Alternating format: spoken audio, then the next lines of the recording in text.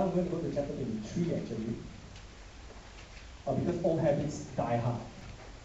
And so far, okay, one by one, yeah, okay. Old habits die hard really. So far, we see that Yuri is able to make use of his creative imagination to get into to get a better understanding of the people around him, his environment. But in a way, I feel that his imagination is still colored by the tough state of colonial culture from his very whitish point of view. He in his violence on Pollux in chapter 23, he realized that he still cannot come to terms with Pollux. He cannot love him as Helen. He can't make that step, the extra step that Lucy has attempted to. And you think about being a savage, it's a very interesting context because for in South African literature, the savage is referred to as the barbarian figure. Basically, he's a very uncivilized figure. The colonists come, they think that, oh, we're going to give them a civilized life. So it's a very atas look down way of looking at them. But it's pretty much very racist, it's very wild with that mentality already. So when he says that, so this is what it's like to be a savage, it's kind of like a failure of imagination really.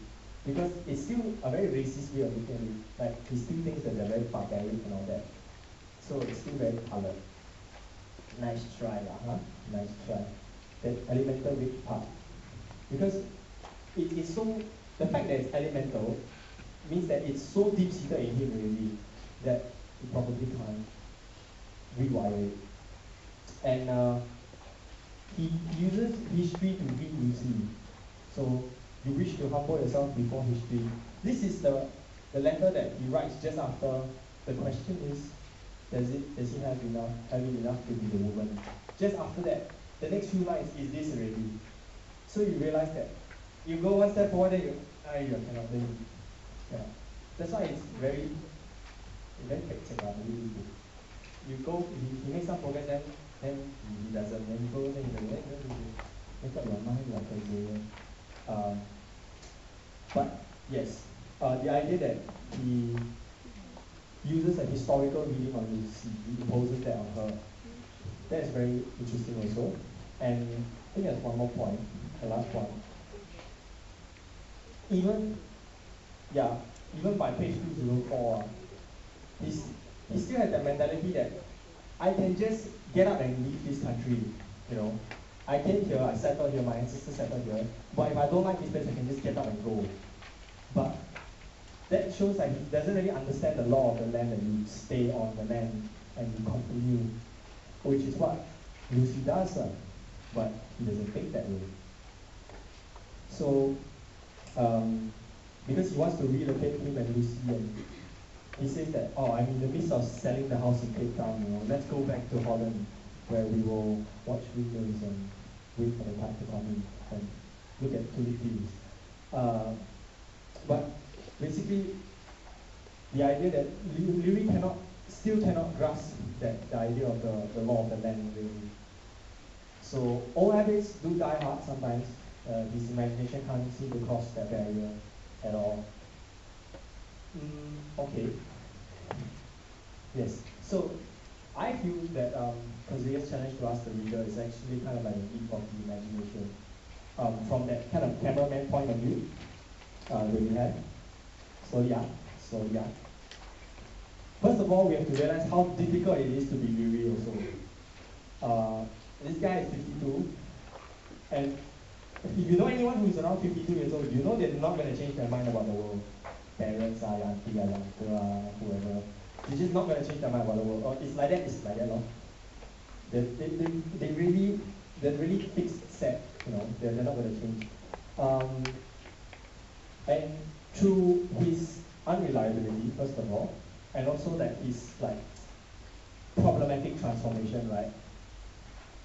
Perhaps Kozea also appeals to us to stop being so solipsistic ourselves also.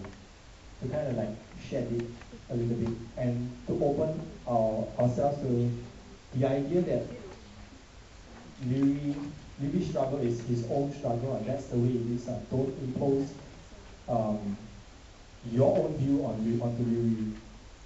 So basically, the ideal state seems to be an extremely objective state, like a blank state like that. But and that will make it possible to sympathize with both sides, the oppressor, the oppressed, whoever is oppressor and oppressed. And perhaps maybe it's just to educate our own eye also, or his educated mind really, to either imaginatively complete or continue the novel. Because you realize it's pretty incomplete, right? And it just gives out the dog and then, hey guys, so? Huh? That's all? Oh. But missing a page, yeah. So, it feels very incomplete, and perhaps that's the feeling that Kojiro intentionally leaves us with, so that we can try to complete the novel on our own terms, or to just continue the novel. So, yeah, I have two more pictures on the next slide. It looks like this. This is very very nice drawing online that I found. That is him being set fire inside the toilet, or what they call the lavatory, the toilet, and then here he's setting the dog on Pollux, baby on Pollux. So when you look at the ending, because now you've kind of gone through the whole book before, maybe by looking at the ending you can begin to maybe revisit the novel also. When you revise the novel, maybe have a revision of the novel, like look at it in a different way. So that's pretty much my appeal to you, because I feel that if a book has the power to kind of like make you decide on what kind of discipline you want to do in the future, then perhaps there is value in trying to look at it slightly differently. Yeah. And just want to show you some credits. I'm a little bit of a geek that I went to read all these academic essays and then got some ideas out of it also.